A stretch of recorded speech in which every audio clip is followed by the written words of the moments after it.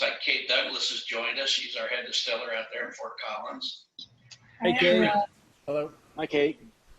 I will say, I am at the distillery today, and I do have a run going. So if I hear an alarm, I'm going to have to get up. So I apologize in advance. But the whiskey comes first. Oh, yeah. There you go. I think that's fair. Quality.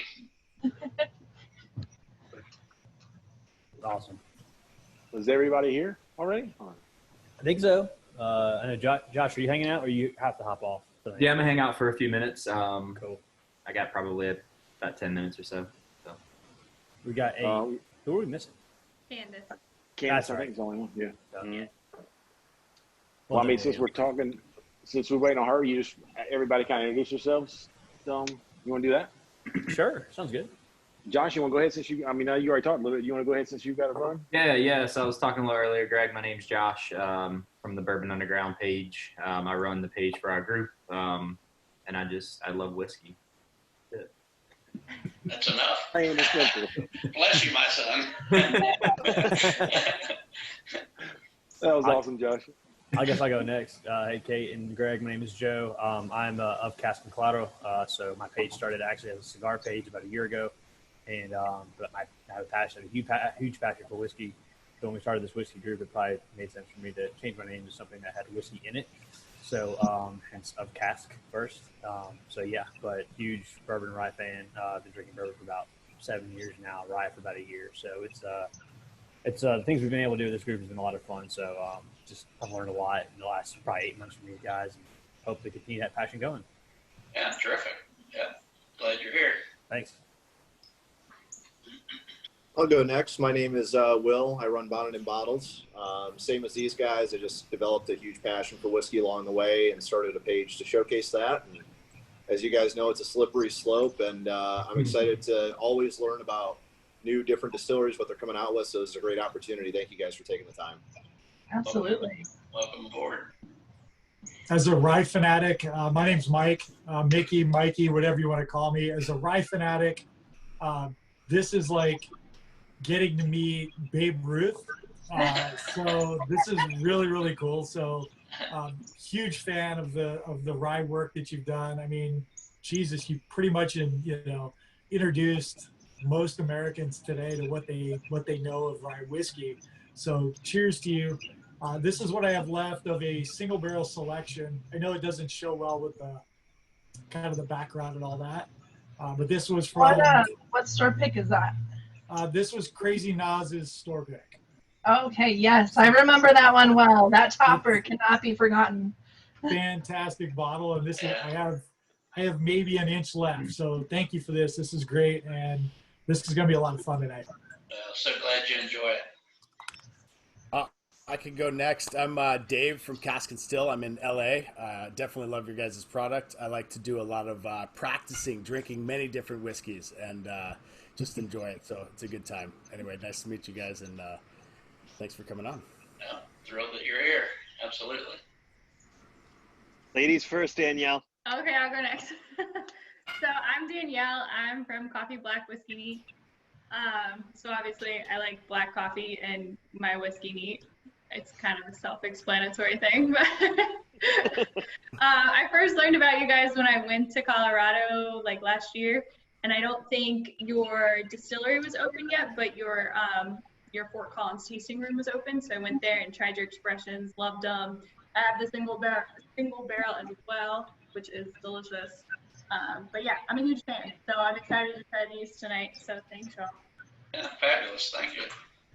Yep, Greg and Kate, it's Freddie here. It's at the Whiskey Thief. I don't really have any crazy story or anything. I just love drinking whiskey and bourbon. Got into it a few years back. I don't have the long history in it. I used to drink it in college to get drunk, and then I drank it in my 30s to start actually enjoying the taste of it. So a little bit of a migration and maturing, and as you get a little bit older there. But I'll be honest with you, I've actually been on night shift since Wednesday night, so I haven't had a chance to try your stuff yet. I'm actually at work right now, so I won't be drinking, but I just want to be here to learn about everything, learn about what you guys are doing, and then be able to try it. But I mean, as a group overall, everybody seems to love this stuff. So when I get off night shift on Wednesday, that's the first thing I'll be cranking into. I'm really excited to be able to try it.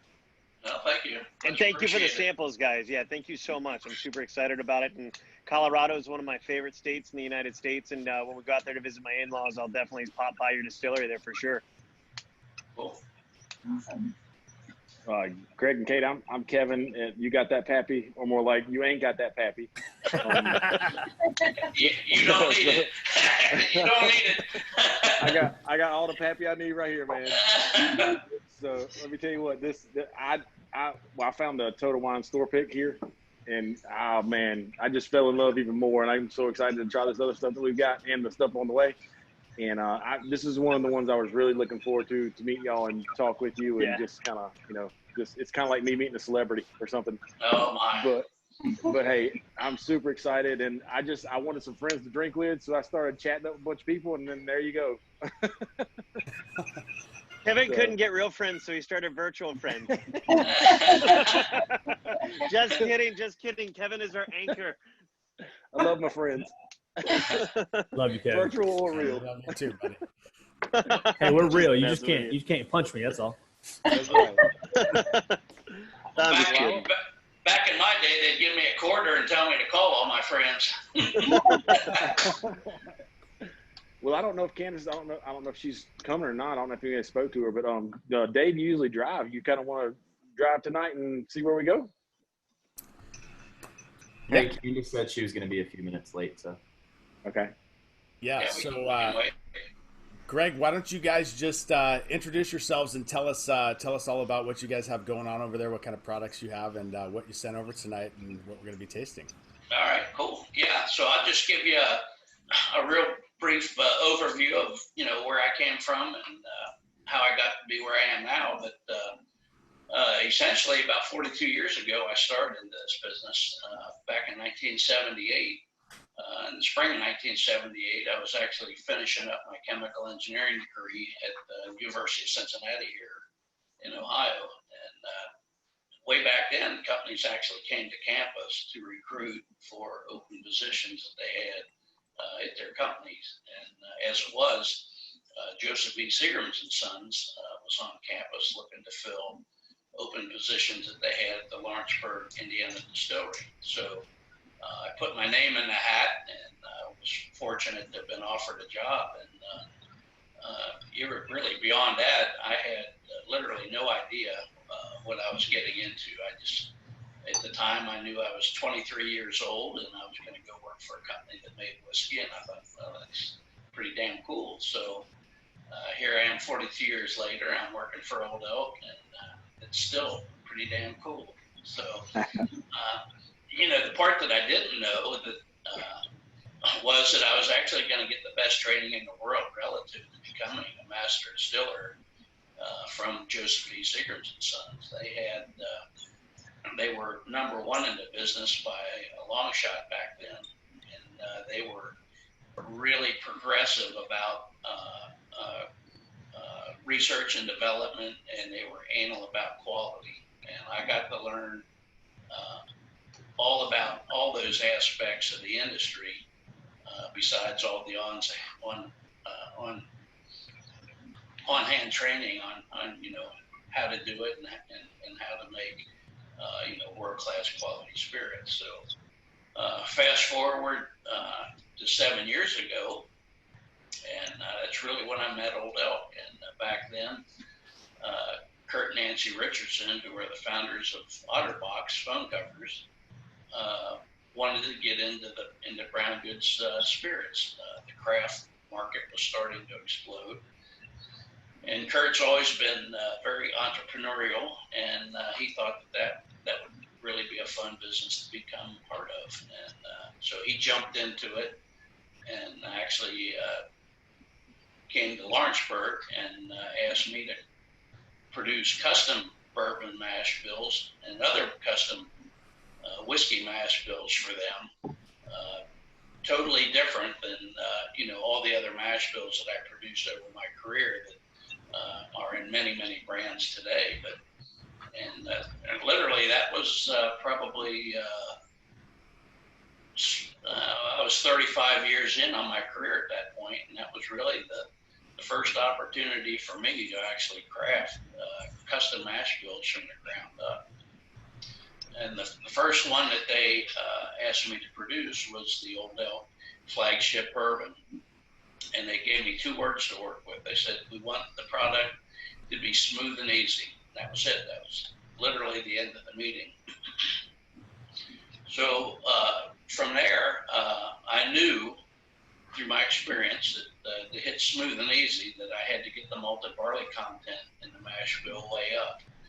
I also knew in the back of my mind that all the mash bills that I produced over my career always had some degree of rye in them for a really nice spice characteristic. And I thought we really should have some of that in this mash bill. And again, through experience, it takes a minimum of 15% rye in the mash bill to have that spice characteristic carry over into the distillate. So from there, it was really somewhat reverse math. I took the corn content in the mash bill, the bourbon mash bill, down to the minimum, which is 51%. I factored into 15% rye, and that left us with room for 34% malted barley. So we crafted that mash bill, we produced it, and subsequently probably produced 8,000 or 9,000 barrels of it for Old Elk while I was still Master Distiller in Lawrenceburg.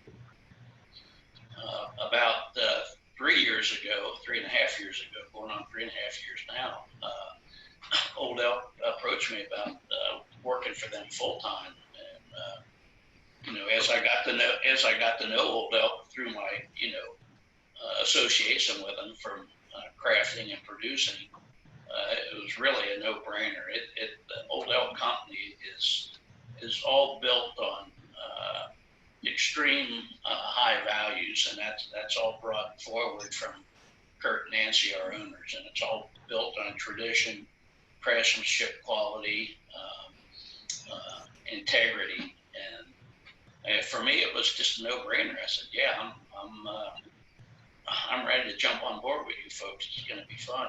And literally the Old Elk company, Kurt has probably 10 different companies under his Blue Ocean umbrella. Otterbox, obviously the biggest. Old Elk's under that umbrella, and then there's 7 or 8 others that he oversees, and they're all really entrepreneurial type companies. But at the end of the day, so he got into the business. He joined up with me, and then I joined up with his company 3.5 years ago.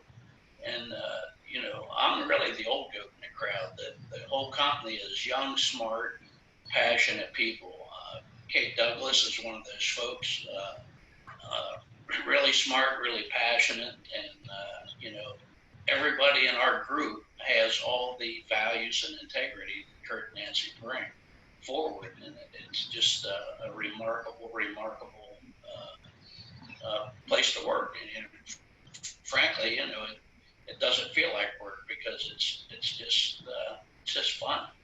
But anyway, so we developed the Old Elk bourbon mash bill first, and then tonight we're actually other expressions have come to age that I produced in Lawrenceburg, Indiana, and we've got a 95% wheat, 5% malt mash bill. It's a wheat whiskey. It's a category all of its own. And, there's other wheat whiskeys out there on the shelf, but frankly, there's nothing anywhere close to the wheat content in this wheat whiskey mash bill that we're presenting tonight. So I looked at that particular product at 4 years old, and it wasn't ready. I looked at it at 5 years old, and it really wasn't ready. And at 6 years old, it was ready, and we're bringing it to market. So again, it's the real McCoy. If you're looking at a wheat whiskey, there's probably nothing. I know there's nothing else like it on the market, and it is absolutely the real McCoy in a wheat whiskey category. We're also going to look at our wheated bourbon. There's lots of other wheated bourbons on the market, but again, our mash bill is 51% corn, 45% wheat, 4% malted barley. As wheat bourbons go, this is much, much higher content in the wheated content in the mash bill than others that you may be familiar with.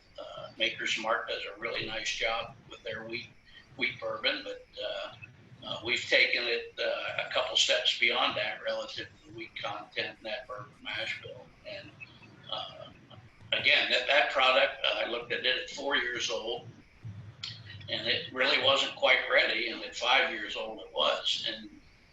And when I say that, the reason that is so is because when you have high corn content bourbon mash bills, the corn brings really robust bourbon characteristics to the flavor and the congener profile of those products.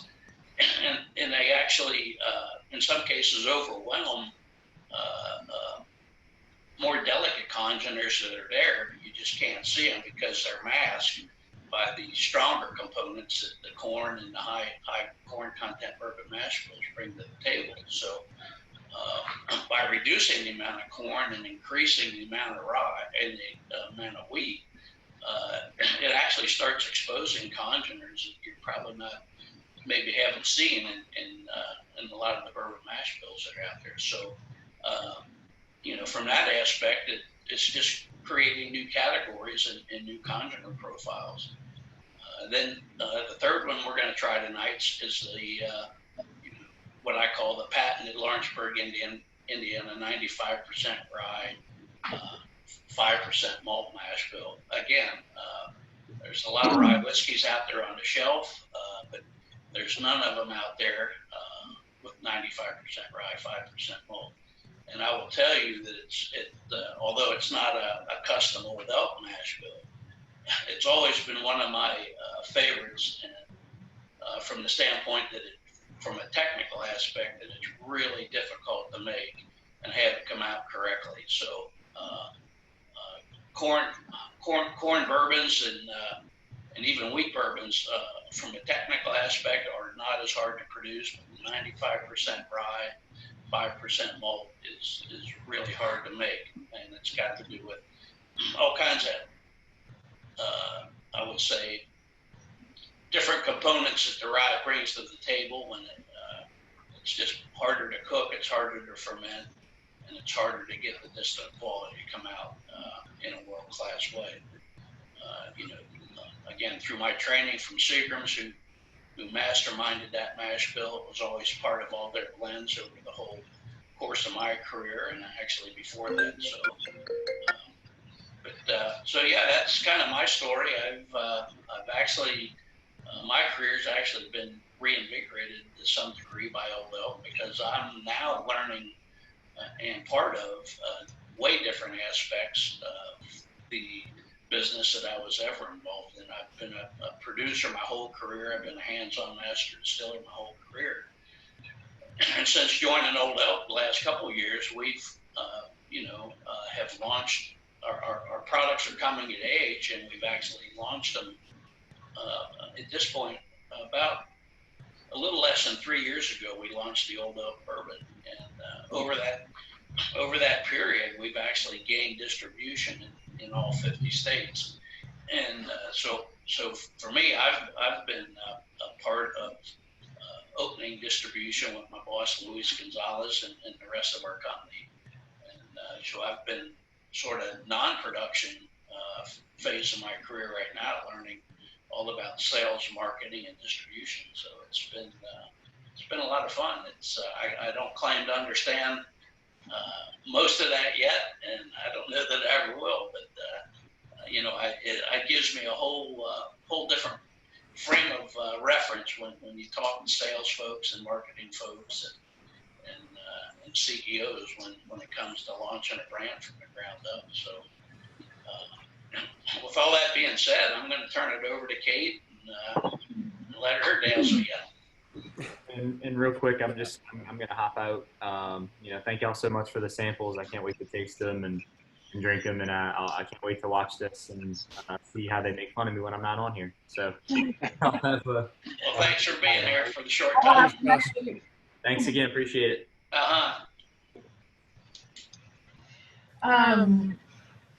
Well, yeah, so my name's Kate Douglas. I'm the head distiller here. I'm lucky enough to get to learn from Greg.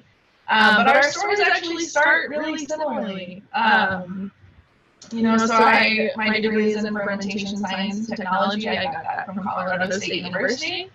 I was in the first graduating class, so we focused mostly on brewing beer, but we did cheese, kombucha, sauerkraut, pretty much just a bunch of fermented foods.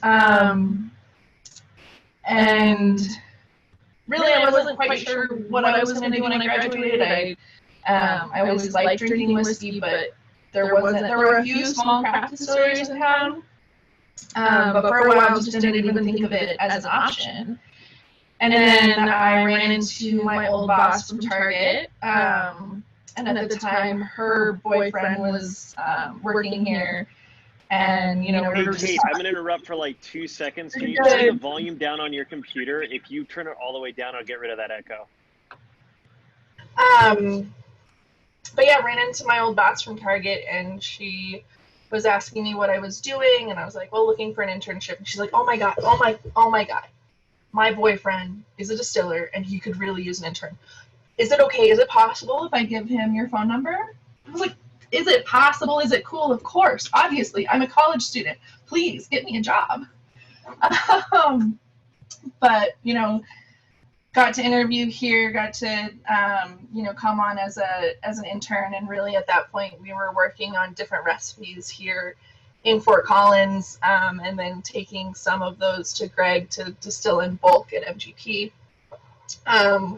Worked on our vodka, our gin recipe.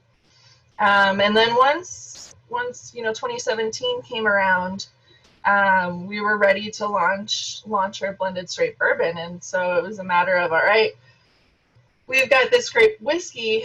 What proof are we going to put it at? How are we going to proof it down? And something that I learned at a conference was just the method of adding water slowly to alcohol to increase just the flavor profile that it has. So that really intrigued me. So I dug into that a bit more and did some tests with our product and really found that typically distilleries will add water to their alcohol all at one time. It'll be between 24 and 48 hours. And what that actually does is it will increase the temperature of the spirit as a whole. And you can feel the temperature difference just by adding water to something that's high proof, just in a glass. And then think of that happening at a larger scale. And so we found that by decreasing the amount of water and increasing the amount of time that it sits, we're really able to maximize the taste profiles that were created in the barrel and the fermentation process and the distillation process. It really helps with the mouth feel as well. So for that, that's our our patented slow cut technique, and just something that Greg and I were able to work on together and do something different while still creating a really great product. And now we use that for our wheated bourbon and our rye as well. Really just wanting to maintain the flavor profile that's coming out of that barrel. That's awesome. Different. Cool. Yeah, logistically, it's kind of a hot mess. We have a lot of tanks moving around because we've got stuff at different proofs. But, we really found that, quality is really what Old Elk is about. We're all about producing a high quality, world-class spirit, and we're going to do whatever it takes to get us there. And sometimes that means taking a bit longer, and we're okay with that. Well, I don't know about y'all, but I'm ready to taste that quality. Yeah, let's do it. Absolutely. What are we starting with? Oh, Kev, I'm already ahead of you. Sorry. Bourbon? Is that what we're... Yeah, we get into the wheated bourbon first, guys? So we're going to start with the wheat whiskey, I believe. Okay. Yeah. Generally, you go from the lightest profile, congener profile, to the heaviest, so you don't interfere with your taste buds so much. So I think we'll go. We'll do the wheat whiskey, we'll do the wheated bourbon, and then we'll go to the rye. This is 100 proof, correct? Yeah, the wheat whiskey is at 100 proof. Awesome. And Greg, while you go over this spirit, I'm going to check the still real quick. Yeah, sure. So, just a heads up.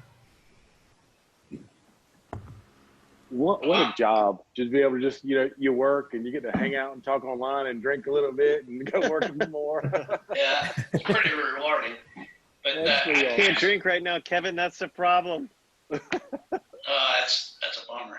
You're in the wrong industry, Freddie. It is what it He's is. a pilot. Yeah, Greg, That he's a does pilot, so suck. you don't need to be drinking right now. Yeah, for some reason the FAA frowns upon drinking at work. I don't know why, but apparently they do. Well, I will say that I'm going to let you folks do the century. I'm going to let you do the taste. And I'm going to tell you, contrary to what a lot of these expert reviewers like to tell you, is there's no wrong answer. So Greg, to give you a quick little thing, you want to start off just like you're starting off with your mellow bourbon first and working your way to that rye. You want to start off with like me and Kevin first and you work your way up to Danielle. That's kind of how this group works. Well, again, it's everybody's an individual, and a palate is like a fingerprint. Everybody's got one. Well, Kevin and I's like fingerprints were burned off. We either like it or we don't. Yeah, their But fingerprints they're all have fewer individual, so- centuries on it. I'm going to tell you what I see is going to be different than what you see. And what I will tell you is that from a quality perspective, anything with Old Elk's name on it is going to be a world-class quality spirit. I can't guarantee that you'll like the spirit. Our mash bills are different than everybody else's. But from a quality perspective, they're as good as you can make them. But in any case, I think we should go ahead, do some century, do the tasting, and then we can talk about it when everybody's through and talk about it and see what you see and what I see. And at the end of the day, it's all good. Absolutely. Cheers. Cheers, guys. Cheers. Hey, Greg, just off the bat, I'm going to start off. This thing's got legs for days. It's like I'm just swirling it around, and it's kind of coating a mountaintop on my glass. And it just looks like it's so viscous going down. It's like dripping like molasses in my glass. Yeah, really Greg, like that. does my glass impress you at all? Is this what you use when you're tasting at all? Got a little copita glass? Uh-huh. I love this frickin' thing, and I look like the Monopoly man using it, but I don't care. I'm still in college. I have the shot glasses, so it's. Unless it's plastic, there's no right and wrong. But, Will, you look like when I was drinking Manhattans last week in that little stubby glass I found. Mm-hmm. Yeah, this has got a really good finish on it. My God. Coats your mouth. It's a really good mouthfeel on it. The mouth feels So incredible. much maple syrup. Yeah. Yeah, I get that. Nikki? Yeah. I get like red Twizzlers on the nose. Anybody else get red Twizzlers? No. No. Yeah. No. I think Freddie does. You get nothing right now. It makes me sad. You're telling me. I'm sorry, buddy. I'm like that sober guy at the bar watching everybody have a good time. Freddie's like, I get jet fumes and leather and a little bit of glass. I get iPhone on the nose. Sorry, buddy. Get a little bit of candy cherry on the nose. There you go, Will. I like it. A lot of caramel and vanilla for me, though. I think it tastes like raspberry and lemon tart bars. You know, like Nope. if you make a raspberry and lemon bar. Anybody know what I'm talking about? No idea. I got you. Don't worry. I know what you're talking about. Kate, we give Danielle a really hard time, or maybe just I do, but she has an amazing palate. She really does. No, I can tell. And you got to know. I mean, women technically and typically have more taste buds and have a better sensory palate. So. No, you're dead on with that. That is very true. Yeah. Absolutely true. I definitely feel like I get some of the oak on the nose. But Yeah. Oh, Freddie, we like it. Yeah. We like it. I'm pumped. Like Wednesday night, that's my night. I've got a date night with Old Elk on Wednesday night. Freddie, treats, man. Things to look forward to, man. Exactly, It is man. kinda like Anticipation's half the fun. I get a little bit of like freshly baked bread on the back end, like a sweet baked bread on the finish. I don't know if any of you guys are getting some of that, but Definitely a big sweetness to this one for sure. It's, Yeah. It's almost Yeah. like I just swallowed like a bite of like waffles with a little bit of that syrup on there. oh It's yeah, I like- can see that. There you There go. you go. I was thinking like glazed donuts. I want donuts. For sure. Oh my God. Yeah. I want donuts so You bad. just disagree with everything I said. No, I No, know I maybe- want them. I'd say It one. does have that sweetness. Yeah, it does have that sweetness to it, Daniel. Absolutely. What's amazing is that's 100 proof. I mean, it's pretty Yeah, that potent. is crazy. Still comes across as quite mild. Yeah. So smooth. So smooth. And you said this one's about 6 years old. Is that right? Yeah. Mm-hmm. Yep. So, hey, Greg, I got a quick question for you. And I was going to interrupt earlier, but I really wanted to hear what you had to say. You said when you first made the mash bill for Old Elk, it was 51 corn, 15 rye, and 34. My math's right. 34% malted barley, right? Yeah. And then when you switched to the wheat recipe, you kept the corn content consistent, but you went 45% wheat. Yeah. Why did you do such a drastic change in the secondary grain content from a small rye to a huge wheat as your secondary grain and that shift? How'd you get there? Well, for that particular mash bill, I really didn't want the spice content of rye sort of competing, so we wanted it to be a bold wheat bourbon mash bill. We didn't want. We just needed enough barley to do the conversion, and we wanted it to be a bourbon. So at 51% was a minimum, and we wanted the rest to be, for the most part, the wheat. So a lot of the wheat bourbons that are on the market have probably 4 cereal grains in them total. And, right. So we wanted to walk that back and again be bold and be different. Yeah, it's definitely apparent, and I mean I don't know we didn't get to the wheat bourbon yet, but it's definitely apparent in the whiskeys. And for this wheat whiskey, you did say it's 95% wheat and 5% barley. Yes. Okay. Yeah, I think we got sidetracked on the wheated bourbon recipe just a little bit, but that one's up next. Another great thing about wheat is the grain itself gives like a really milky mouthfeel to the new make and to the finished spirit, and just a lot of sweetness. So it really it gets the sweet whiskey for me is like a really nice light sipping whiskey. You know, the yeast allows it to sometimes get almost a tropical note. So some of the single barrels, if you find some of the expressions for the wheat whiskey, will actually give you a pineapple or a coconut aroma and flavor. That smells bubblegum.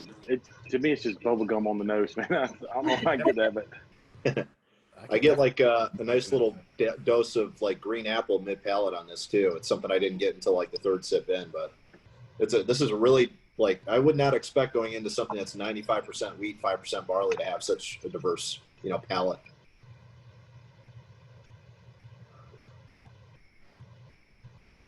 Man, that's really good. That's Would really it be good. would it be wrong to do a bacon wash on this?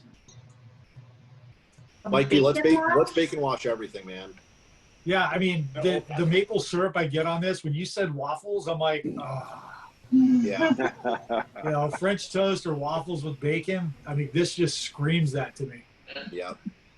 And you can do a bacon cocktail afterwards with what's left. Yeah, you can do some maple bitters with a slice of bacon in there. Oof.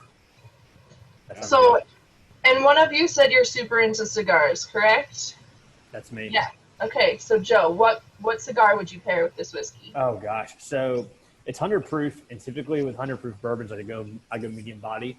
But because of how this drinks, and because I've gotten to drink this, I would go something within the mellow to medium body, so like that middle tier right before medium, so you don't blow out the cigar profile, but you don't overpower the bourbon or the whiskey in this case.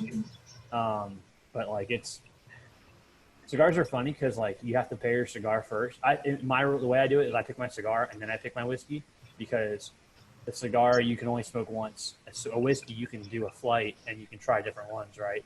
But like when you get your cigar, you're committed to it. So if you do it the other way around, you can really mess up your pairing. What I've found, but it's not a science. It's kind of a figure it out and experiment and have fun, right? Yeah, we always do a steak, cigar, and whiskey nights. Oh, that sounds like a lot of fun. I'm trying to get into the world of cigars, but it's taking a little.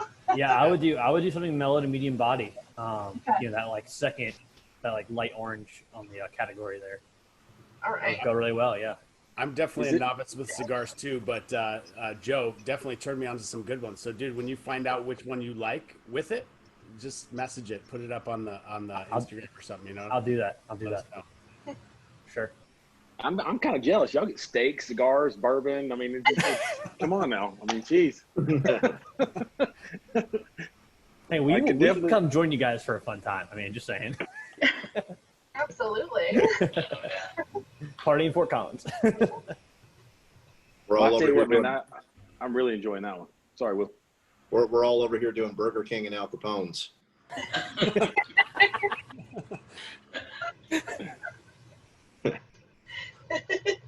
Well, this thing was amazing, guys. Great work on this. Super good. This product. I'm a big fan of that one. So Yeah, I think that's a really good one to help introduce people to whiskeys too, because it does have a sweetness to it, but it's not also like you're starting with an 85 proof. You know what I mean? Like people that are just getting into it and want a little bit more, you can do that with that. it's a great call for sure. Yeah, this is something I would buy this. I would actually buy this and keep it on my bar for like you said, Daniel, newbies or people that are like wanting to get into bourbon and try something different that's not offensive. And even though it's 100 proof, it doesn't drink like it. It drinks like a 90 proofer to me. But I like that about it because it's very approachable. I think that's Joe. I think that's one of the reasons why I'm such a fan. It's just everything I've had so far is just smooth. There's no big ups and downs. You know, when it comes to it's just even if it's a higher content like this Total Wine one I've got, it's 106.4. You know, it's still just as smooth as it can be. Well balanced, yeah. Yep. That's going back to Greg's point, right? Old Elk wanted, over everything smoothness. Yeah. Smooth and easy. There you go. Well, you killed that part, that's for sure. Yeah, seriously, that's you guys knocked out of the park with that. Smooth So and this, easy. go ahead, Craig. Sorry.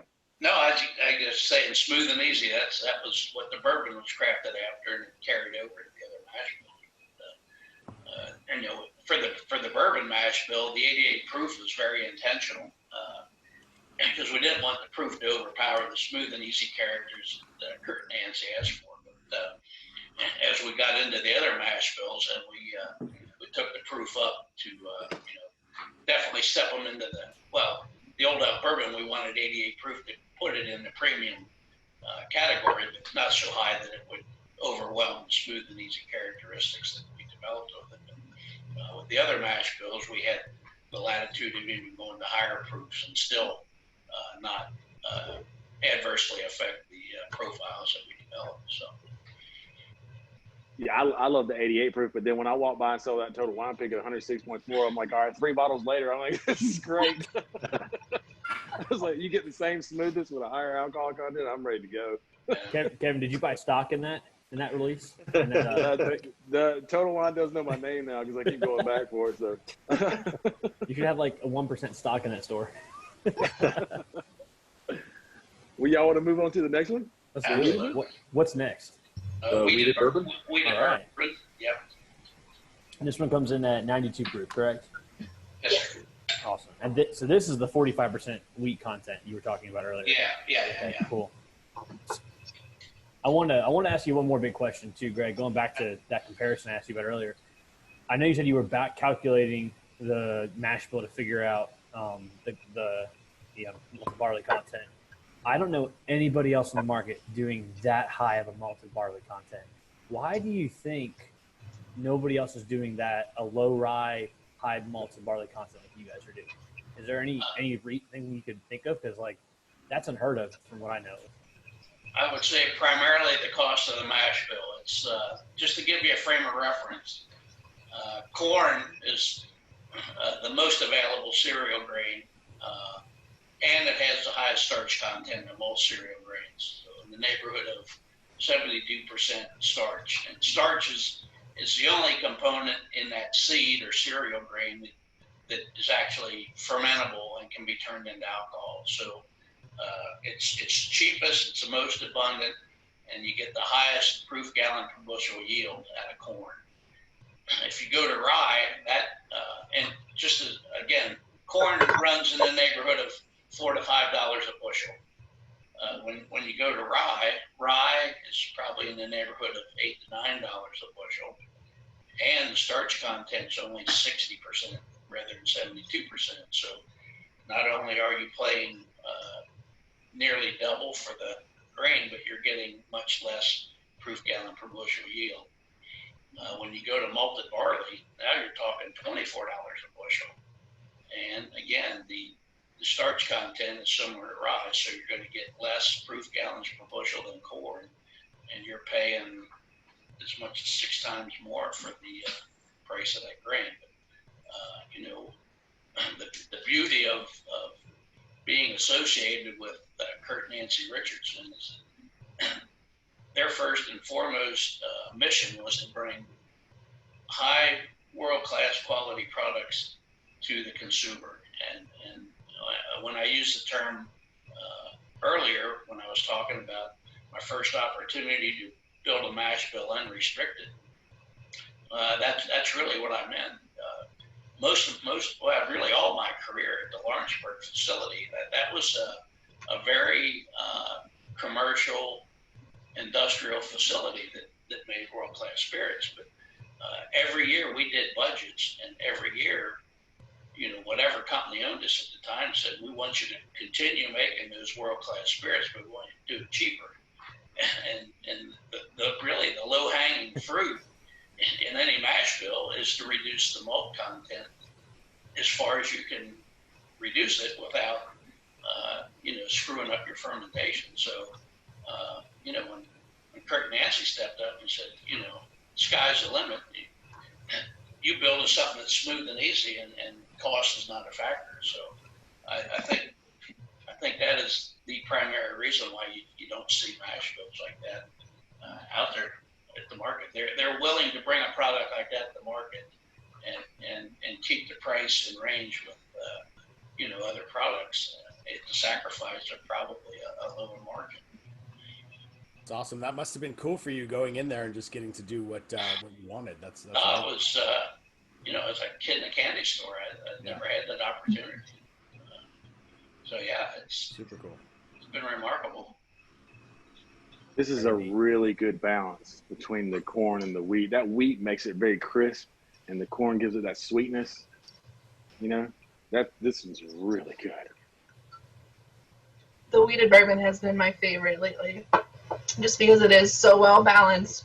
You get that really great like toffee note, and it just I've been drinking a lot of this one lately. If you look at all my bottles, my wheated bourbon's the lowest.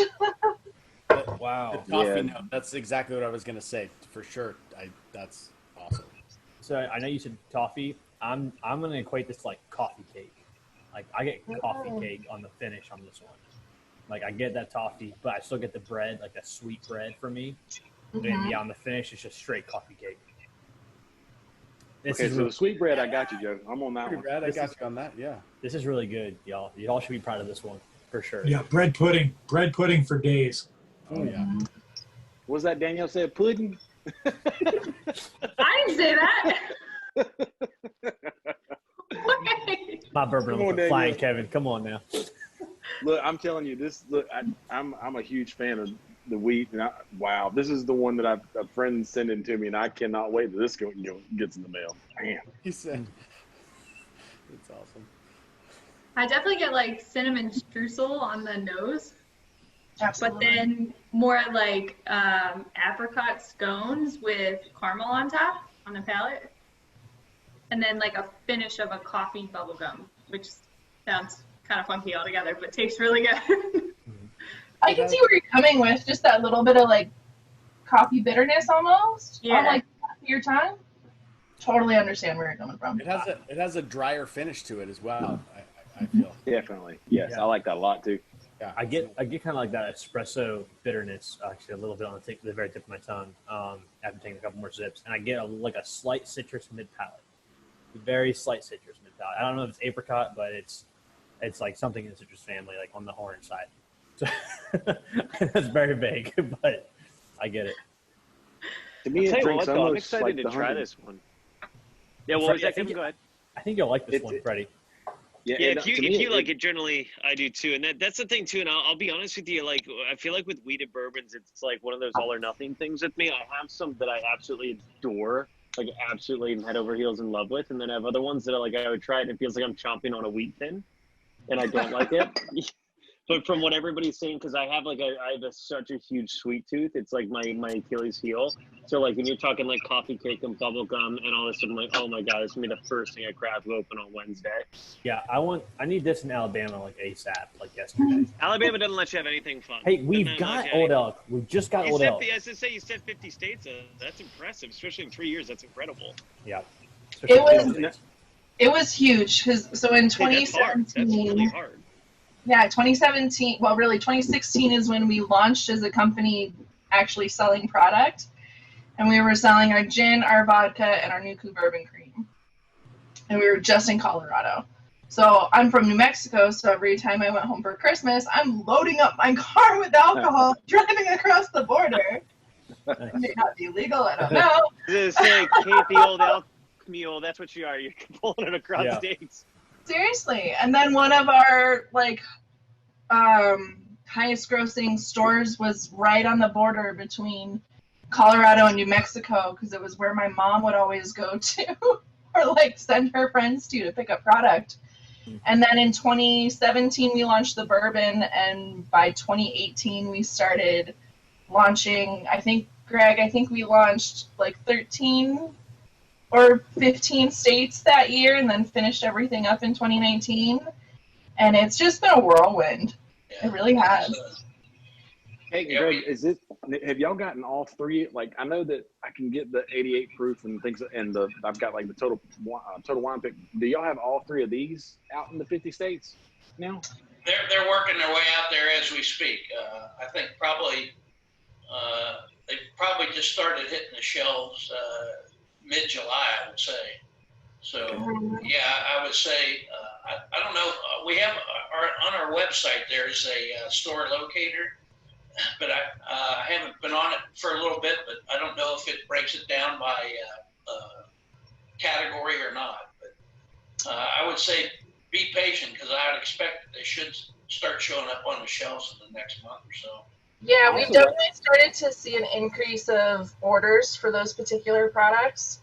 Now that, because originally we were going to launch all of this during COVID, beginning of March, and it really just turned into COVID, giving us more time, which kind of worked out well. But it did delay product actually getting to the market, so you will start to see it trickle in for sure. I've got this bottle that has the more of a square top, and the new bottles. I really like the new bottles. Yeah, the rounder ones. Yeah, those look really good. That's what the bottle looks like. Those I already have a full one back there, but it looks so they're fresh. Yeah, I like those. They're really nice. This thing is like a cinnamon powder finish on my tongue, going forever right now. It won't stop.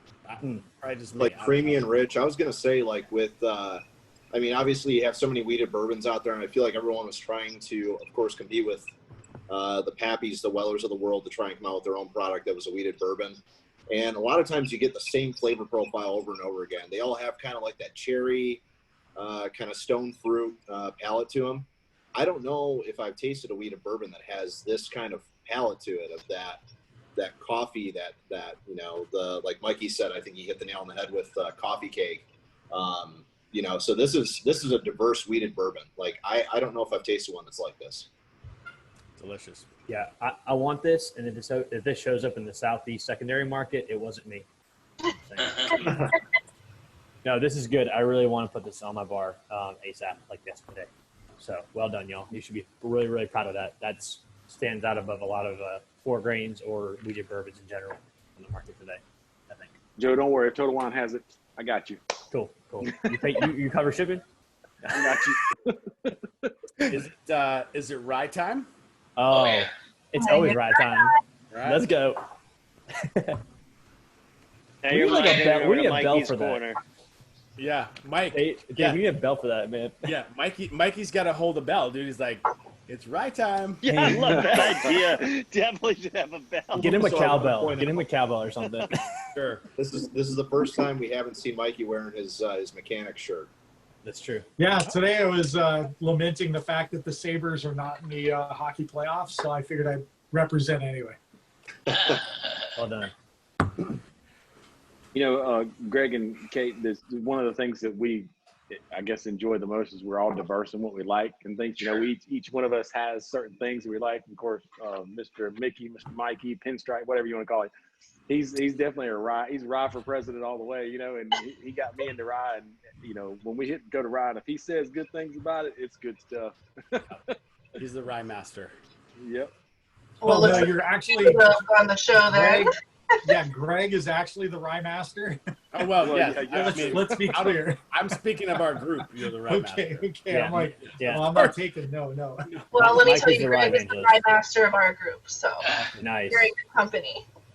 You masters can talk then. This is the 2020 Masters of Rye. Can we get you to do voiceovers, Dave, for like all of our video entries? And watch this. It looks like Mikey's about to take a sip. Let's see. Yes, exactly. If Dave does those voiceovers, he's gonna be like that hick one he had with the overalls and everything when he's talking about me. So no. Oh, dude. You're funny. Mine's gonna have chickens in it. It smells fantastic. It's like got chickens in it. No, I said Dave's gonna do chickens for my voiceover. 100%, dude. This is the chicken So, just to give you a funny story, Greg and Kate, one night we were sitting there doing a Zoom, and Joe's chickens in the background were just chirping like crazy, and people were like, "What is that noise?" He brought one in, and the shit was flapping feathers all over. Yeah, at the time we had just gotten 3 silky chickens, and they were only they were only this big, you know. Yeah. But they were still inside because they were so small they couldn't be outside yet. So they just started going crazy, and they could see me from where I'm at on my table to my countertop, and they were just like chirping at me. So yeah. Anyways, now they're outside. It's quiet inside again. Well, we've actually had a chicken lay an egg here at the distillery before. Neat. Because it was a really crazy morning. One of the guys who now does sales for us, originally he was running stillage, so all of the grain, water, and everything that gets left from the distillation process, he was taking that to a farmer. And he went and he picked up the totes. He brought them back, and I saw him drive into the parking lot, and I'm looking at his trailer like, what the hell is that? Well, there were 2 chickens that had jumped on at the farm and then held on for dear life. They're like, we hit the mother load. Nice. They stayed on the truck for, the 7-mile drive or whatever it was. And they knew where they were going. They knew where they were going, but they got to the parking lot, jumped off, and were like, shit, we have to catch these chickens. So we were, going around herding chickens together and put them in a box in our break room for the farmer to come pick them up. And that was one of our distiller's first day. And he was sitting in the break room eating his lunch, and he just hears this chicken, and he's looking around, and he doesn't see anything. He's like, Kate, I think I'm going crazy. Like, I just hear a chicken. I was like, oh, yeah, don't worry about it. There are 2 in there. It's fine. That's too funny. You should have been like, you hear it too? Yeah, there you go. It's haunted with chickens. Yes. There you go. There's your new slogan, Old Elk, haunted with chickens. So this one, this is the kind of rye that you can introduce to anyone if they've never had rye. It's not a punch in the face. It does have that little bit of mint quality to it, or at least taste to it. But that rye is it's again smooth. I go back to that because that's everything I consider y'all's in as far as quality goes, and it's good. Yeah, that slow cut process really takes out any of the burn in our proof down products, because it just doesn't let that alcohol get too hot, basically, and it really just smooths it all out. It definitely enhances the product integrity. It works. Definitely. I get that See, rye on spice. I'm sorry, go ahead, Kevin. That's all right. I talk too much, man. That's right. On this one, that finish is just nothing but flavor. There's no burn. You have that little bit of a tingle on like mid palate, kind of like that, but it's just flavor.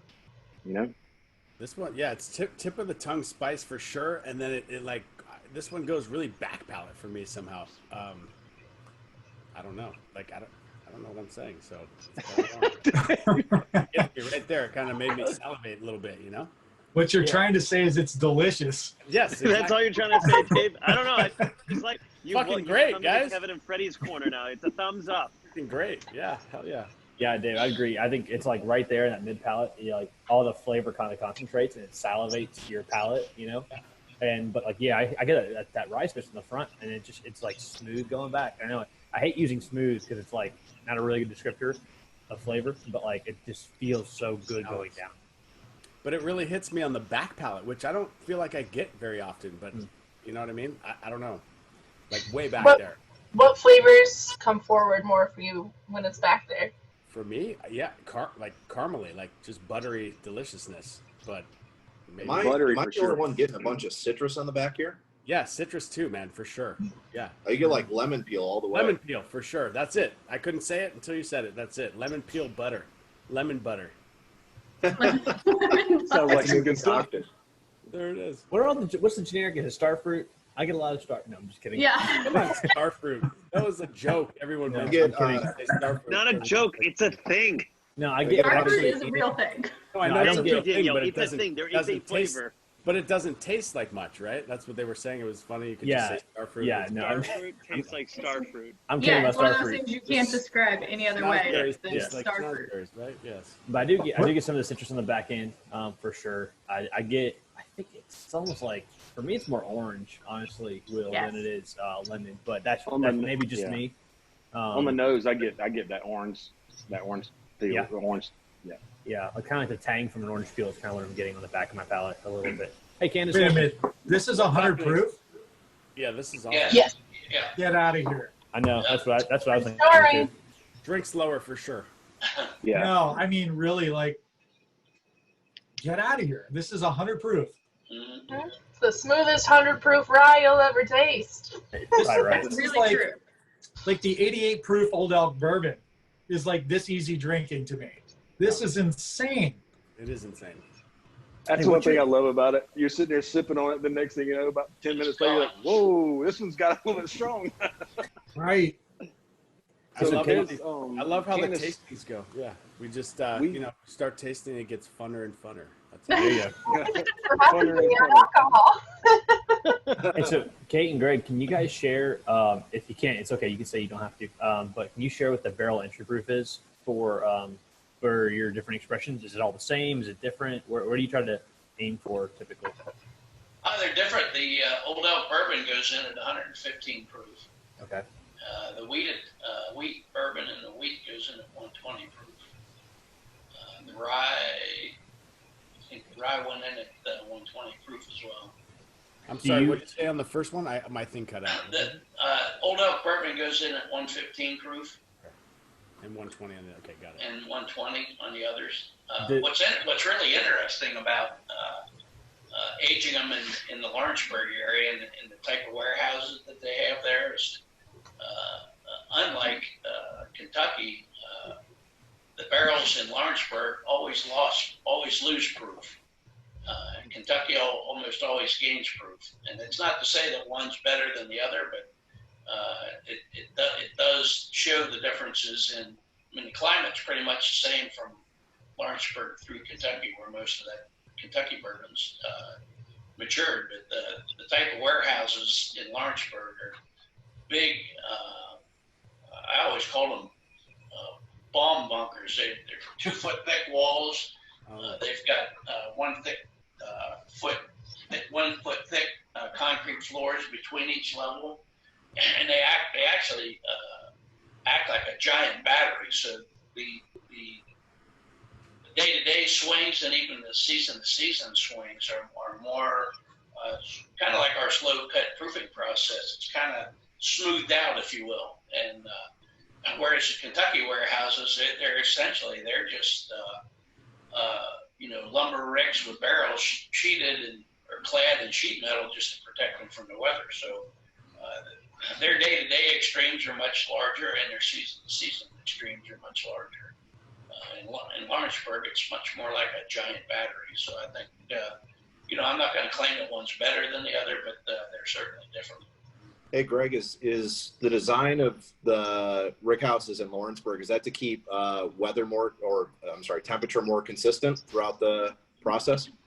Yeah, I think that was really intentional. I mean, the warehouses that I'm talking about were all built in the 40s by Seagrams.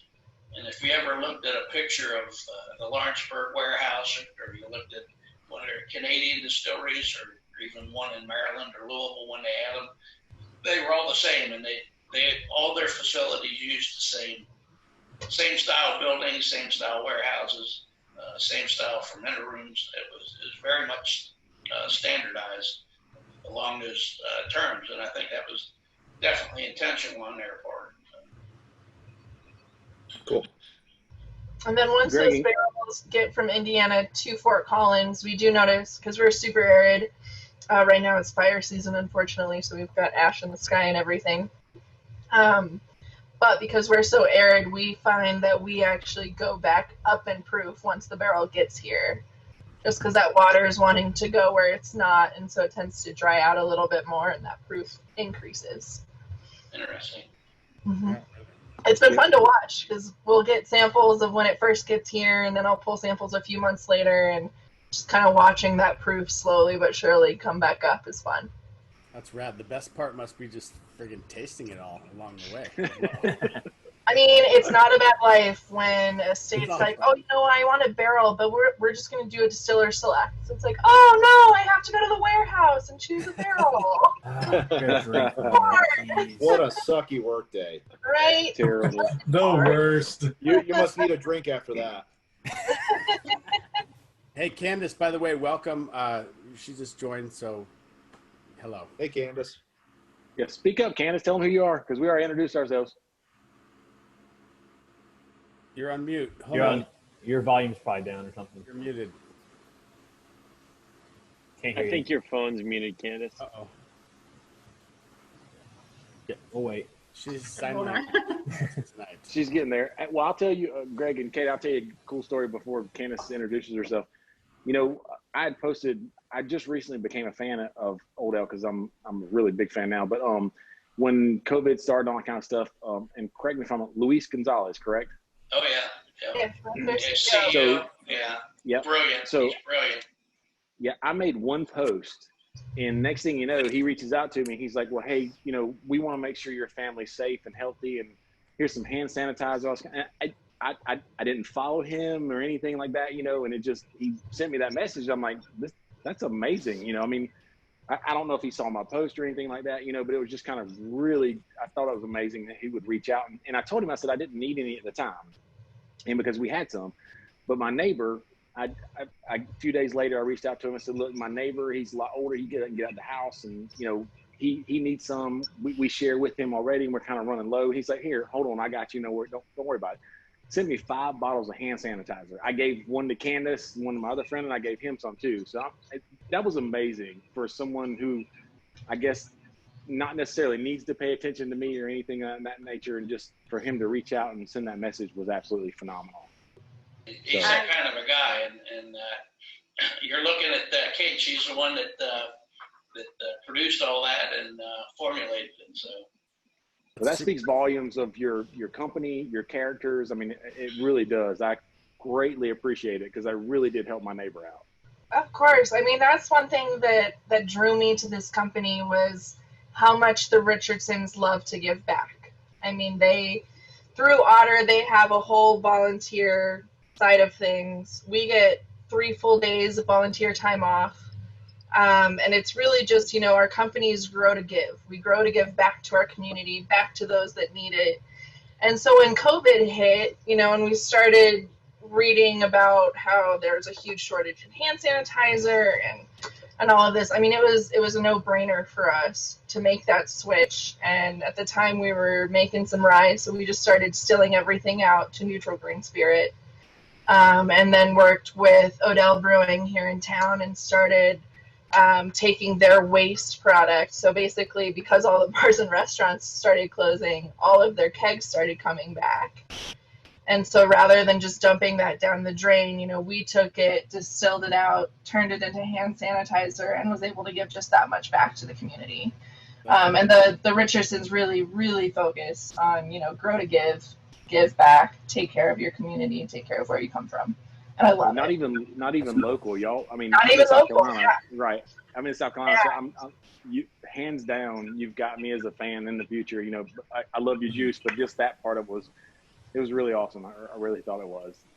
I And so totally agree Candace, with you, Devin. Super cool.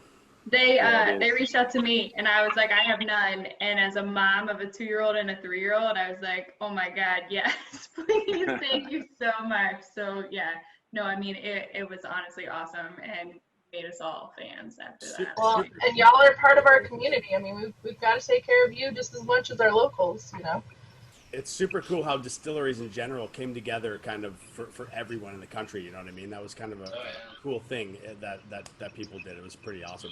And I got to say, I like the smell of your hand sanitizer more than others because it smells like... You haven't drank any, have you, Dave? No, not yet. That's not gonna It is denatured, so it wouldn't hurt you. Just a couple of drops here and there, Dave. Oh, it wouldn't? Okay. All right. But yeah, I mean, it was great because not only were we helping our local community and then our national community, but we even had a few video conferences with some distillers over in Lebanon, just because they needed to figure out how they could get their product to high enough proof to make the hand sanitizer or just anything that they needed. So we jumped on a few calls with them. And a few with the Middle East just to try and share what we had and what we knew. That's super rad. Mikey, was that your bell, dude? What the hell was that? No, I cleaned That wasn't me, but that means I'm going to pour more rye. He's like, hey, all right, guys, that was the rye bell. We heard it. We were going to pour I'll it. answer the bell. Here we go. Hey, guys. Candace, introduce yourself, Candace. Yes, sorry. Oh, can y'all hear me now? Yeah. Oh, hi, You Candace. can. What's up? Yes. Okay, sorry. Introduce It's yourself. a night of technical difficulties. But I am Candace. I'm the newbie of the group. I've been listening, and you've been staring at my portrait, but I have been here and I have been listening. So I've been starting out going in order, like y'all said. So I'm starting out with the 92. That's the only one I've tasted so far, the wheated bourbon. For me, I get a lot of like vanilla bean ice cream on the nose. That's what I've gotten thus far. It's just a really good sweet aroma. I'm still trying to put my finger on the flavors, but it's really good. And I haven't tried the other two yet. So I'm just slowly making my way back up as y'all are chatting. You were sharpening your unicorn horn horn earlier today, right? That's why you were late. Is that what happened? I was late. Yeah, I was down at the horse barn. I had a lesson, and I do a lot of cattle ranch work with my horse. So Yeah. That's Yeah. cool. and Greg, it's supposed Kate, to rain all week, so tonight was like the only night I could get down there and do it. So Joe's got the all chickens. y'all- Candace has got the horses. That's right. We're I starting a got small farm. 37 That's true. chickens. Yeah, tell us what you actually do. You round up cattle then, yeah? Is that what? I do, yeah. That's cool. So my horse is trained to round up cows and cut cows. So there's cutting and sorting competitions where my horse will pick out the cow and run them off from the rest of the herd. So that's what we do. It's kind of complex if you understand it. It's not as redneck as it sounds, I promise. But so yeah, That's my side, Candace. So I have 37 chickens, 1 horse because I sold one last week, and now we are up to 13 cows and a bull. Oh wow. Damn. You're busy. Yeah. Did you get rid of red or pistol? I got rid of red. Oh, Kevin's heart just sank a little bit. my heart broke. So do you do barrel racing? Are you a barrel racer? I don't. I practice in the barrels. I used to do a little bit as I was a kid, but now my horse is completely different than a barrel horse. But we do a lot of training for that where I ride it in stables. I just don't compete in the barrel. Getting a little too old for that. You can send a couple Old Elk barrels over there, and we'll taste them while she jumps them in her horse. All right? Exactly. Yeah. We'll drain them, Yeah, we'll and so drain they're them ready before for her. you jump. So how did you get into doing stuff with cattle with your horses? I'm originally from Georgia, and I've never done like any type of herding of any type with riding horses in Georgia. But last year I got back with a friend of mine here. She wanted me to come out to the stables where she rides, and she does what's called cutting competitions and sorting competitions. And she said, all right, we're going to turn the calves out. And I'm like, what are you going to do with them? I didn't understand. And so then I watched a little bit of it, and it just fascinated me. And I was like, all right, I want to try this. So at first I just started running them all over the place, just scaring them to death. And then I finally learned that there's actually an art to it, a skill set to it, and how to like tag team with my friend who does it. And it sounds really funny, but the way that we do it is we call it cowboy poker and cowboy polo. And what we do is we'll use broomsticks with like giant balls from, just the store. They're just plastic balls full of air. And we run around swatting with our broomsticks and the big giant plastic balls. And that's our version of polo, but it like teaches you how to run and grab stuff really fast. So that's like a little drill that we do. But yeah, I had to get out there tonight. It's supposed to rain all week, and it does sound redneck when I say that out loud. We cut whiskey. How do you cut cattle? With a knife. It's messy. I'll be providing the next steaks for Old Elk's tasting and cigar festival. Yeah, that's your contribution, Candace. Steaks. Wow. By the way, I got a question for everybody. What happens when you blend these three expressions together? Oh, here we go. You tell us. You get a cinnamon spice coffee And we're cake. going to is what Joe's you corner, get. the blending corner. You get a fantastic cinnamon spice coffee cake, y'all. Do it. It is phenomenal. This stuff is awesome. That wheated bourbon shines through. The rye spice shines through. It is absolutely delicious. I get a lot of like cucumber mint on that rye and like a Sunny D orange juice type finish. Is that, Joe, you were saying oranges, right? Or did I make that up? I got that on the back end, a little bit on the rye. But like, does anybody else smell like beignets, like powdered sugar, Joe? No. I can see it. No. Yeah. I can see it. Yeah, for sure. He said donuts, like, so beignets, donuts, kind of the same. Yeah. I get much more of like a herbaceous, peppery kind of nose on the rye myself. Going complete opposite of me tonight, Will. I know. I backed you up on the one. cherry thing at the beginning. All right. I'm on the hill. Okay, we agreed on one. Well, And again, last week. just Venmo me that 20 whenever you get a chance to agree I'll with you. slip it in there for you. Don't worry. Thanks. Will, I got the peppery side. But hey, Mr. Pinstripe, what do you think, man? I need some, but I also have a question. So this is Indiana. So these are barrels that you knew where they were located, I'm sure. Are you distilling any of your own, or is it already aging, and will we see some Colorado rye soon? Kate's actually done quite a bit of that in the last year. And there's others that go back a little farther than that, but I'll let Kate speak to that actually. Yeah. So one of the things that I did before Greg came on all the way, it was, back in 2015, we were developing different recipes, and one of those was 100% rye. So it's 92% raw rye. And then there's some caramel malted rye and some regular malted rye.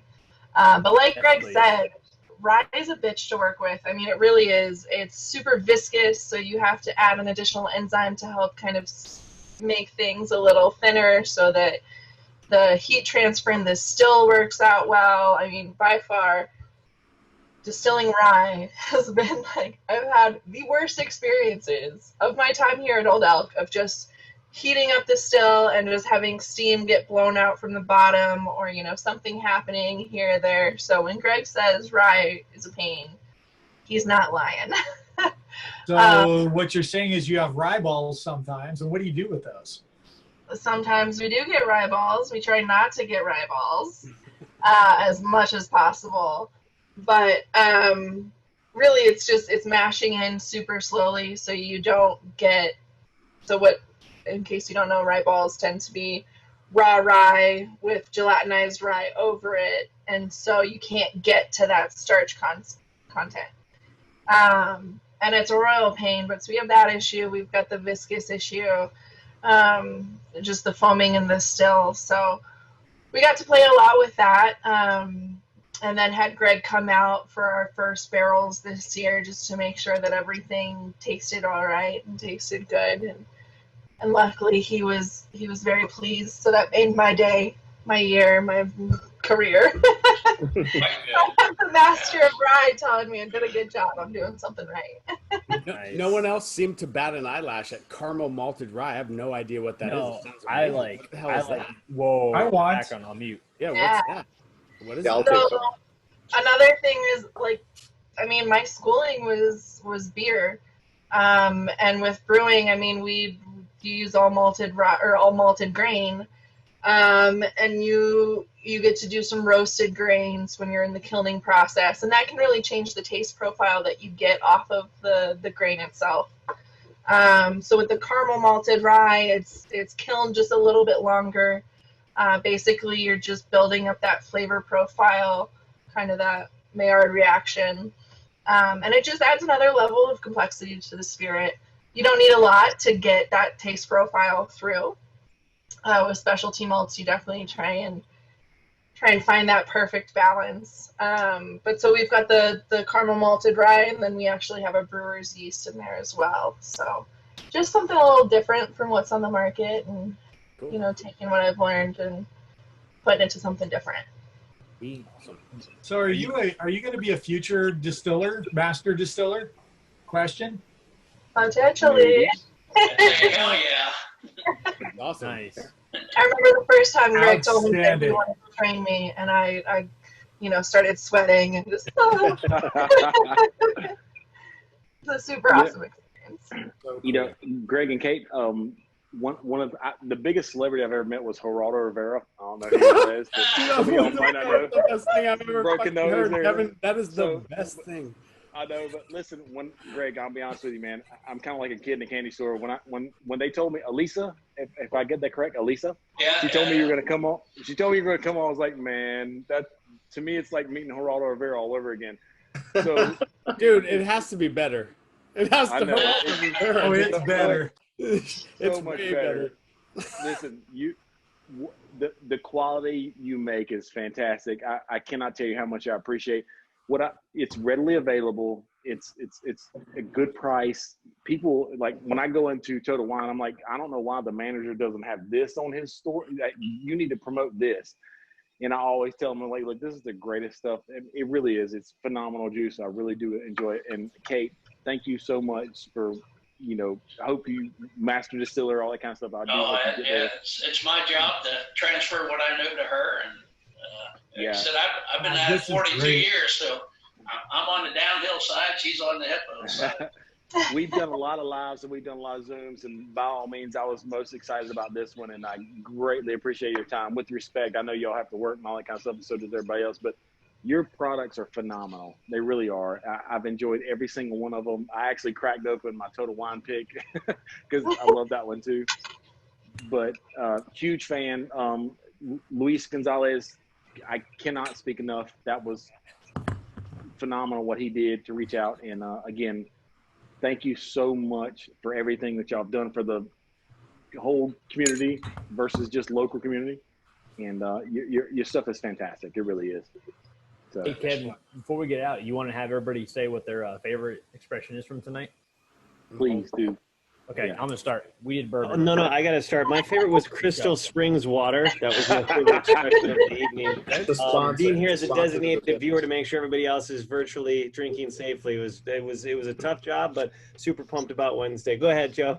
Freddie, you're Freddie- responsible. Yeah, Freddie we did had to bourbon say for that because Crystal Water is one of our sponsors. So thank you, Freddie. Crystal Water. Yeah, Crystal Water, if you're watching this, go ahead and sponsor us. Right? We'll do a guided water tasting. we need to be hydrated for this stuff, right? This Anyway, is proof down so low, I can't taste anything. no flavor. Go ahead, Joe. No, I was going to say the wheat for me, wheated bourbon takes the cake tonight. And it's funny because it's the lowest proof, and I usually don't go for the lowest proof, but this stuff just shone through the flavor. It's phenomenal. I need it yesterday. I can't wait to buy a case of it. Yeah, get to AL as soon as you can. Everybody else? I'm gonna agree with you. I'll go next. Yeah, the wheated bourbon for me was the one that took the cake. Again, because it's got that unique mash bill where it's a lot of wheat. It's not just, everybody can say they put a little bit of wheat in there, 20%, whatever, but that 45% wheat really does separate this one from the other, wheated bourbons out there. And everybody's trying to make their own wheated bourbon to compete with the big boys. And you guys are shining through on this one. It's got great flavors that you don't typically find in a wheated bourbon. At least ones I've tried, and I'm a big fan. So I know that it's distributed here in Michigan. I don't think a lot of stores currently have it. I know a store got a store pick of this in, and I was dumb enough to pass up on it just because I didn't really know much about it. But I'm going to be talking with my local store about trying to do some sort of single barrel pick with you guys on this for sure and get more of the stuff in. So thank you. You will get me on speed dial for that store pick when it happens. Yeah, Yep. you bet. I'm going to go ahead and say that I really I'm not like the biggest rye guy, so this one really kind of blew me away. I really like this one a lot. It was epic. The wheated bourbon is probably my second, and I wouldn't say I would pass on any of these. They're all damn delicious. So good job here. And mouthfeel, everything, taste, flavor, all of it. Love it. It's expected that I'll say the rye is my favorite. It is. But I will say that I thought the most playful whiskey that surprised me, that would actually make me really want to go out and buy something outside of my preference, would be the straight wheat whiskey. Something about the maple syrup of it, just a really playful, delicious whiskey that surprised me. I would never, going into this, I thought, oh, I will hate this. And it's the one that surprised me the most. So it's really, really good. So thank you again for letting us do this with you. And this was a lot of fun. So thanks, Mikey. I think the mouthfeel on that one was kind of the most interesting of all of them. I might. Yeah, it really was. Sure. It's definitely something else. Agree with that. You turned the skeptic, Agreed. guys. I totally went different than I thought I would. I would have guessed that I would be the bourbon person because it's generally where I land, but I picked the rye as you can't see that. The rye is my favorite as well.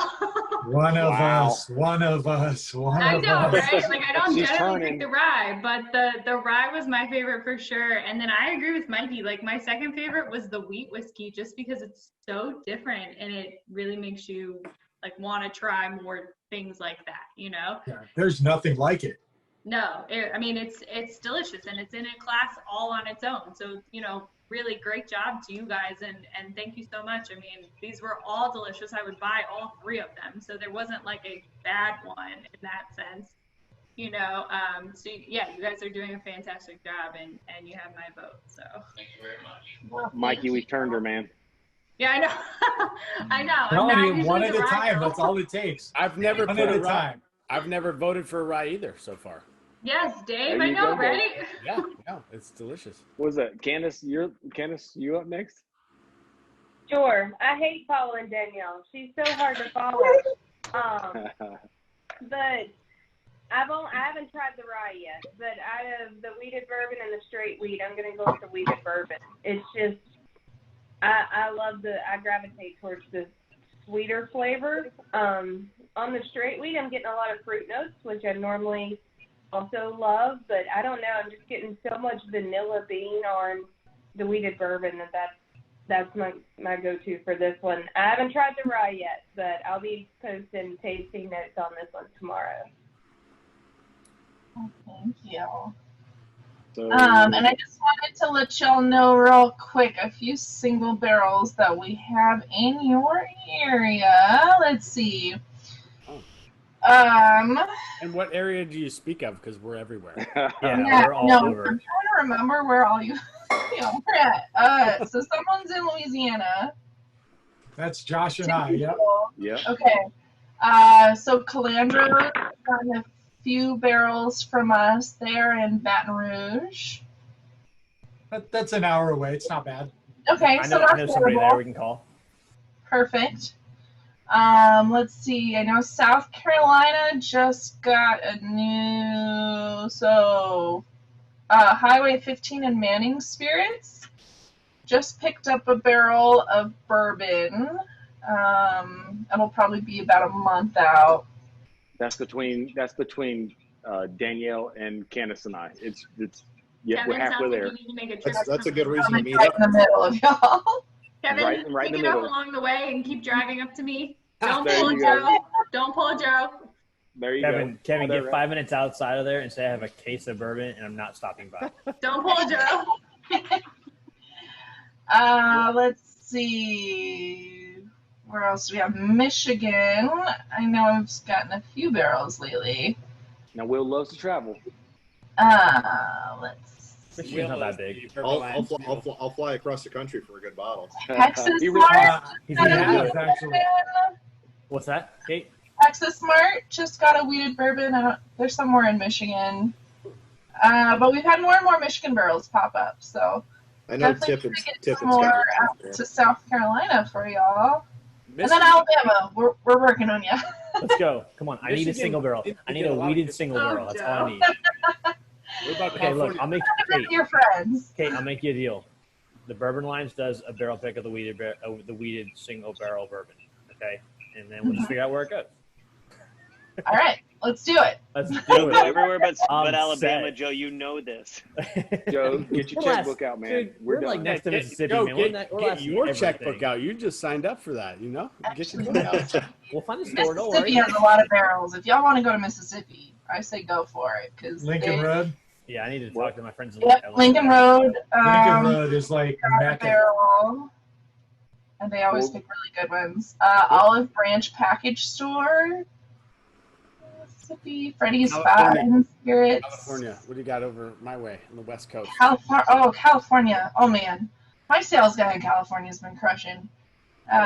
Like every day I get an email about sold barrels.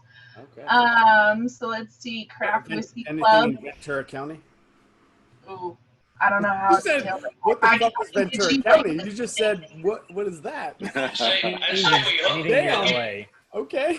Anything in LA. Right, green, man, we have to get it done. Craft Whiskey Club from Wine and Liquor Depot. Oh! Wine There and you go. Liquor Depot. How did I not know about that? That's the one. That's my guy right there. All right. There you So go. they chose Dave, two he's holding barrels out, Dave. All right, of guys. Everyone get ready. bourbon, so you should be just fine. Hey, Dave, I expect a Dave, call. We all have Venmo. It's okay. We got Venmo. Let's It's all do good. it. Venmo's a wonderful thing these days. Can we just put it on the corporate account? Can we just put it on the corporate account, aka Kevin's credit card? Oh my gosh. You know.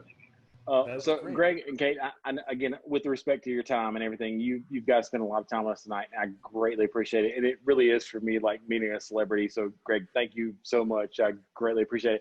My favorite is this Total Wine pick. I'm sorry, I love the rye. I love everything so far, but this Total Wine pick is ridiculous. It's so good. Actually, Joe was wanting me to get another bottle just in case. I don't think he was going to tell his wife. Kevin, which one is that Total Wine pick? Which Don't one is tell it? YouTube, I was dude. gonna ask, I'm sorry. I'm sorry, They dude. also had a I'm rye sorry. pick, didn't It they? was it's the straight bourbon whiskey. It's 106.4 proof. Oh, I have that one. It is phenomenal. It's Did you really get is. the rye delicious. pick from them? Do what now, Kate? Did you get the rye pick from Total Wine? Oh. Nope, not yet. I got to go up there and see. I want that. Yeah, You they know should me by name. I want that. So we I- stopped doing single barrels of rye earlier this year, and so we only had 20 go out. State Line Elite is in South Carolina. That's what I mean. Okay, Mickey- we got Mickey one. wants 3 cases. Okay. Danielle. Danielle has it covered. I got it. Right. You guys tell me what you want. That's like 10 minutes for me. What? So they have one, and Total Wine South Carolina has one. And I'm trying to see if there are any in any of y'all's other states. And unfortunately, Maryland's mine, Kate, and there's got to be one at Total Wine in Laurel because Laurel literally has this thing called Bourbon Alley, and it's in the middle of the store, and it is literally like a third of the store is all bourbon and whiskey. And Freddie needs everyone, and he gets it for $4.50 a bottle. That's not right. untrue. No That's matter not what untrue. bottle it is. It's so true. I And if cannot it's allocated, deny it's these half that. allegations. Yes. And And he so, gets, Freddie, we do have some in Maryland. Maryland Farm Wine and Spirits got a single barrel. I live in the city. I don't know where the farm is. Well, I don't either. I'm just trying to go for states. Oh, my alarm's going off. Figure it out. I'll Here- try it on here's Wednesday, and then I'll figure it out. here's a quick question for you. If people are looking for single barrels, can they reach out on Old Elk Instagram to find out where they could be, or can they look on your website to find out? I think so, to be totally honest with you. So we have a store finder. So you guys are going to go on a quick tour. I know. I feel like I'm watching the Blair Witch Oh, yeah, Project, this which is is gonna be also good. filmed in Alarm Maryland. popping off. Oh my gosh. You get to see our distillery. Heck yeah. This is Wait, our. Beautiful tours. I'm going to Oh, I love spotlight it. you, Red. Oh, I'm there we go. spotlighting it. Look at There that. we There it is. All right. From the Boom. columns. Look at that. Oh Love my that. god. Awesome. Of course, my alarm goes off right as I get down here.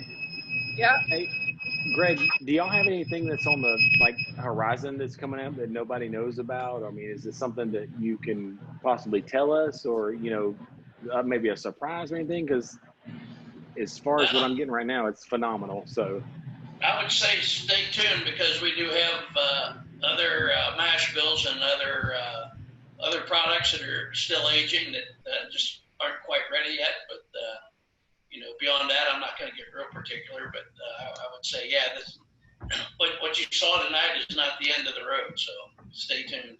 Greg, if you want to use this group as a test bed, we will sacrifice our palates for you guys. Well, I'd like to think that's the start of a lasting partnership. So absolutely, yeah. Amen to that. Absolutely. well, guys. I mean, I don't want to keep them too long. I know y'all's taking that time from your families and things of that nature to come and hang out with us, and we greatly appreciate it. I was so happy we got this set up with you all. And Elisa, thank you so much. I hope I pronounced her name correctly.